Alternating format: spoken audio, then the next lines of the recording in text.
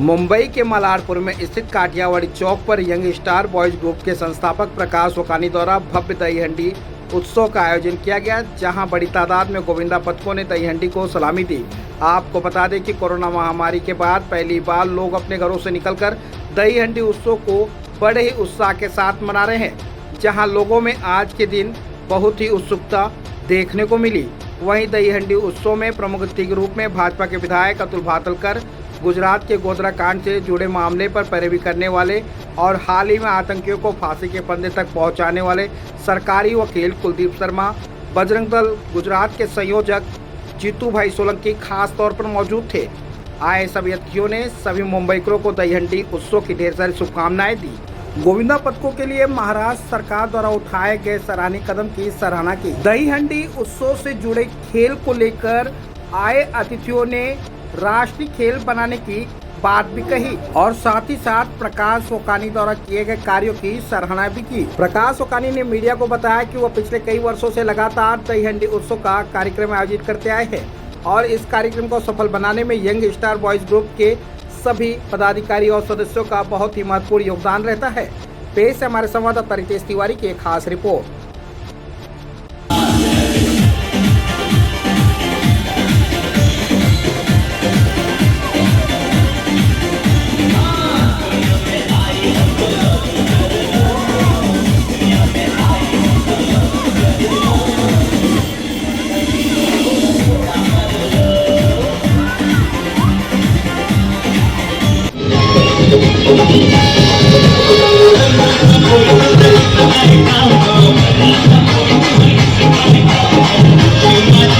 Corona के बाद पहली बार यहाँ पे जन्माष्टमी और जन्माष्टमी के बाद दही हंडी का प्रोग्राम मनाया जा रहा है। ये बहुत ही बढ़िया और आनंद का दिन है। कोरोना में भी गत समय सही में तो दही हंडी मर्यादित रूप पे हो सकती थी, लेकिन तब के उद्धव सरकार ने ये तय किया कि मानो हिंदू उनके सण नहीं होने देंगे और इसके लिए गत समय पर दही हंडी नहीं हुई थी। इस बार लेकिन बोनस के साथ ये दही हंडी हम मना रहे, क्योंकि जोर शोर में मना रहे और राज्य में सत्तारूढ़ हुआ शिंदे और देवेंद्र फडणवीस सरकार ने छुट्टी का भी ऐलान किया है। साथ साथ में गोविंदा को 10 लाख का इंश्योरेंस भी निकालने का काम किया है। साथ में इसके आगे गोविंदा ये क्रीड़ा प्रकार करके उसको मान्यता दिया है और गोविंदा में जो बच्चे सहभागी होंगे उनको सरकारी या निम्न सरकारी नौकरी मिलने का मार्ग भी इसके कारण खुल गया है और इसके लिए इस बार की दही हंडी ये डबल बोनस के साथ ये पूरा हिंदू समाज पूरे मुंबई में मना रहा है और यहाँ इस जगह पर यंगस्टार मित्र मंडल वकानी के नेतृत्व में गत 16 बरस से ये दही हंडी का मना रहे। इसके लिए वकानी जी को बहुत बहुत बधाई, उनको बहुत बहुत शुभेच्छा। जय हिंद, जय महाराष्ट्र, जय श्री कृष्ण। शर्मा जी क्या कहेंगे, गुजरात से आप यहाँ पे आए हुए हैं और इस तरीके का पर्व आपने देखा, किस तरीके का आपको लगा यहाँ का? हाँ, गुजरात से नहीं, हम तो सब एक ही हैं। ठीक है, प्रांत बन गए हैं, हमारे राज्य बन गए, बाकी हम सब हिंदू हैं और हम यहाँ आए हैं ये एक शौर्य और एक धैर्य, शौर्य और इस तरह के प्रतीक जो हमारे गोविंदा हैं उनको देखने के लिए, उनका उत्साह बढ़ाने के लिए, क्योंकि ये जो गोविंदा मटकी का जो अपना कार्यक्रम होता है दही हांडी का, वो हमारे समाज के अंदर, हमारे यंगस्टर्स लोगों के अंदर शौर्य हो, उनके अंदर खेल दिली हो। गिरते हैं, लगते हैं, चोट लगती है, खून निकलता है, पैर टूट जाता है, लेकिन उसके बाद भी वो खड़े होकर बस उनका एक ही आदर्श होता है, हमारा लक्ष्य, जो हमारा लक्ष्य है दही हांडी, उसे तोड़ना। तो वो एक इसीलिए बनाया गया कि ये जिस तरह दही हांडी तोड़ते हैं, इस तरह समाज की कुरीतियों को तोड़े। उस समय समाज के अंदर जो गंदगी फैल गई है, जो आतंकवाद फैल गया है, जो दूसरे देशों की नज़र हमारे देश में पड़ रही है, जो आतंकवाद प्रवृत्ति कर रहे हैं, उनकी टांग तोड़े, उनके हाथ पैर तोड़े, उनको तोड़े और ये धैर्य जो साहस का ये खेल के साथ करते हैं, उसे वो असली जीवन में अपने समाज के अंदर उसको करें।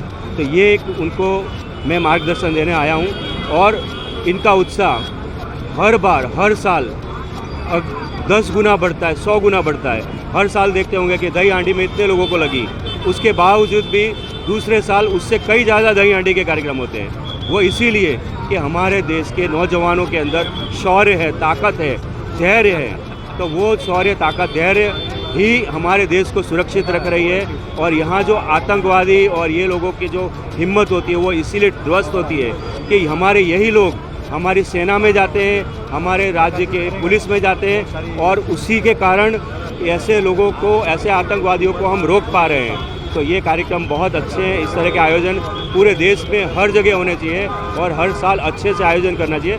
सरकार को भी इस पर ध्यान देना चाहिए। इस बार यहाँ की सरकार ने देखा कि कई लोगों के लिए कि जैसे जिनको लग गई है उनके लिए 10 लाख, जिनको चोट लगी है उनको 7 लाख, 5 लाख, ऐसा जो उन्होंने एक पैकेज दिया है। तो इस तरह सरकार को भी इसको आगे बढ़ाना चाहिए। और अभी सुना कि यहाँ की सरकार ने इसको खेल के अंदर भी मनोनीत कर दिया है कि भी खेल के अंदर इसको दही हांडी को ले। तो ये बिल्कुल ज़रूरी है कि हमारा राष्ट्रीय गेम ये दही हांडी होना चाहिए। ठीक है, फुटबॉल ये था, लेकिन अभी दही हांडी की ज़रूरत है, अभी शौर्य की ज़रूरत है। तो ये हमारा राष्ट्रीय, पूरे राष्ट्रीय स्तर पर इसे खेल के अंदर सम्मिलित करना चाहिए। ये मेरी एक अपील है सरकार से और सबसे। किस तरीके से शुभकामनाएं देंगे आज दही हांडी उत्सव मनाया जा रहा है? सबसे पहले तो आपके माध्यम से मैं आयोजकों को बहुत बहुत शुभकामनाएं देना चाहता हूं। और जैसे भाई साहब ने कहा कि इसको एक राष्ट्रीय खेल भी घोषित करना चाहिए,